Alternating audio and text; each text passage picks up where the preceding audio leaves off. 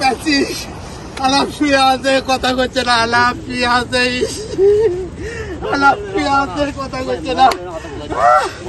আলাপ কথা করছে না, আলাপ কথা করছে না, আলাপ শুয়ে আছে।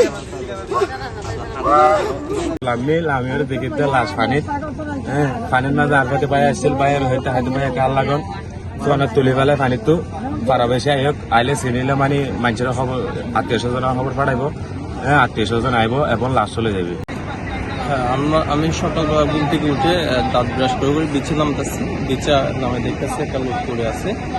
আমার পার্শ্ববর্তী ভাইয়েরা পানি থেকে পানিতে দেখার পর উপরে তোলার পর আমি আসি দেখে উনি কালকে যে ব্যক্তি যা হারিয়ে গেছিল ওনার মতো লাগতেছে। তো আমি কি করলাম, আমার এই সুপারভাইজার উসমান ভাই কল দিয়ে ওনাকে ডেকে এখানে উপস্থিত করা দেখি যে ওই ছবি নিয়ে ওনার ছবি নিয়ে একই যেই ছেলেটি গিয়া থেকে লাবণী থেকে কালকে 3:30টার সময় হারিয়ে গিয়েছিল, ওই ছেলেটির সাথে ছবির সাথে আমরা ম্যাচ করেছি। এখানে যারা প্রত্যক্ষদর্শী আছে বা যারা দেখেছে তারা সহ মিলিয়েছি যে আসলে এটা গিয়ার লাশ, এই যে হারিয়ে যাওয়া যে গিয়াটির লাশ লাবণী থেকে পর্যটকের।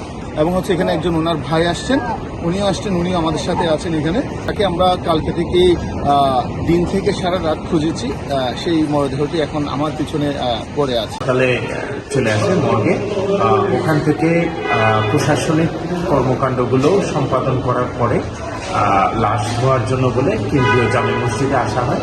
এখানে পরিবারের সদস্যরাও এসছে, বর্তমানে লাশ ধোয়ার প্রক্রিয়া চলছে। আমরা খুবই মর্মাহত, পরিবারের অবস্থা খুব শোকাহত পরিবার। আমরা চাই সবার কক্সবাজারের ভ্রমণ যেন নিরাপদ হয়। আমরা সকলকে যারা কক্সবাজার বিচে গোসল করছেন, স্থানীয় বা পর্যটক যারাই আছেন সবাইকে বলবো আপনারা নিরাপত্তা নিশ্চিত করুন নিজেদের, আরো একটু সচেতন হন, লাইফ গার্ডের নির্দেশনা মেনে